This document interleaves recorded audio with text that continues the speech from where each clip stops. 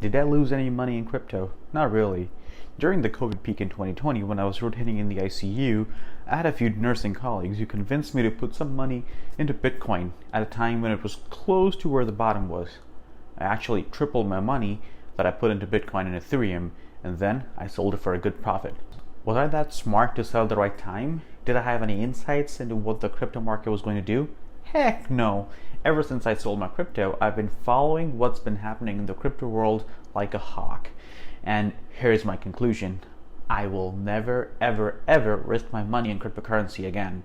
And I think you should also seriously consider gambling your money into it as well. I have 5 reasons for saying so, and if you're interested in hearing them, sit back, relax, and enjoy the video. And before we start, please hit the like button and subscribe to the channel. It will help this new channel immensely.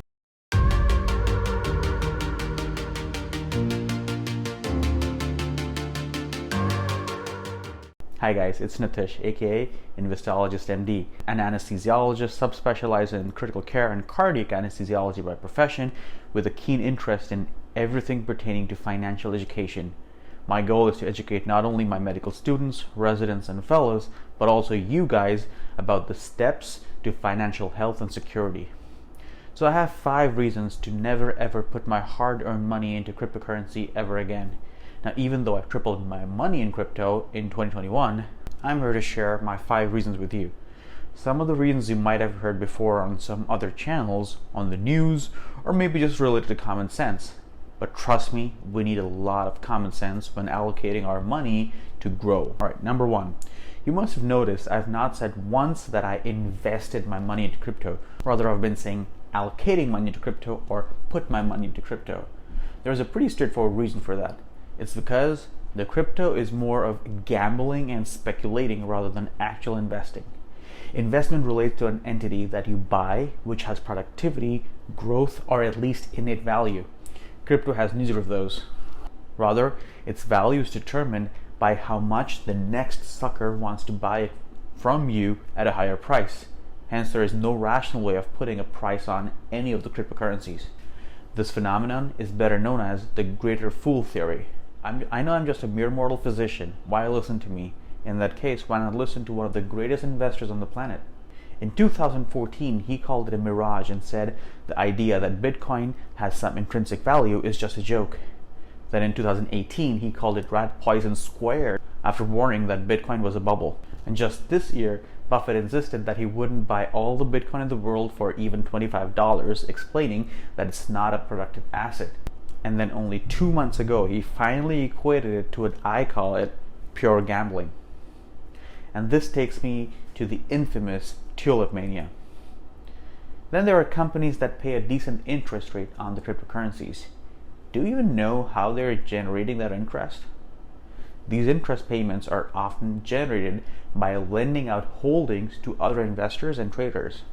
This introduces counterparty risk. That is, if the company lending your Bitcoin or cryptocurrency goes bust, you can end up losing all your money.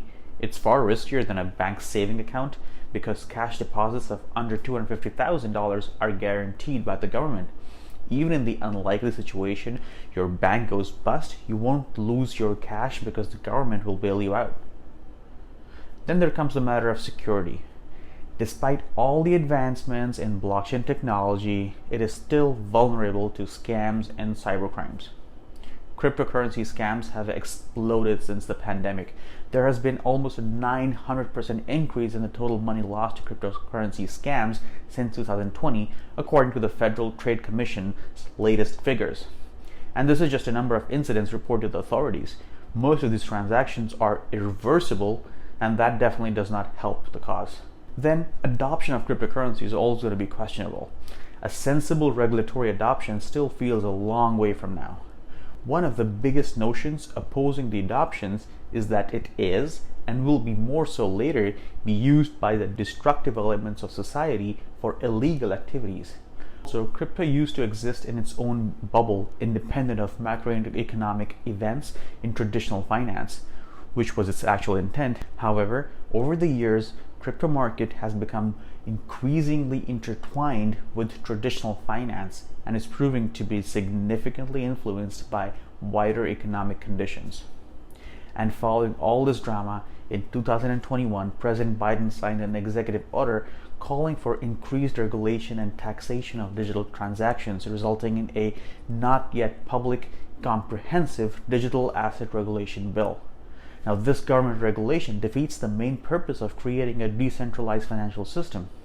In short, it is too much of a risk for me to handle, and if you have the appetite for risk, or you have the faith in the future of DeFi system and think my above arguments are irrational, expose yourself to this asset. But please, please, please, I would advise you to do your research, be mindful of whom you're doing business with, and for the love of God, do not bet the farm on this. What are your thoughts?